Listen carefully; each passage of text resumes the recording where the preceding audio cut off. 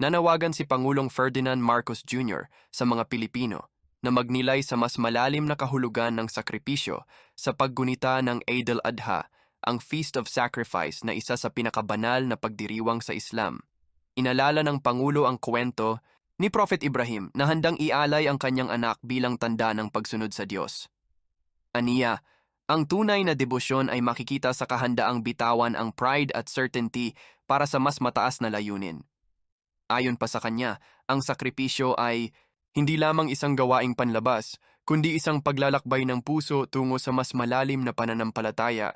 Hinihikayat ni Marcos ang mga Pilipino na humugot ng inspirasyon mula sa diwa ng Eid upang mapagtagumpayan ang pagkakahati at patatagin ang bansa sa pamamagitan ng pagkakaisa at muling pagbubuo. Sa iyong pananaw, anong sakripisyo ang kinakailangan nating gawin ngayon upang mas mapag-isa at mapatatag ang ating bansa? Salamat sa panonood. Huwag kalimutang i-like, i-share at mag-follow.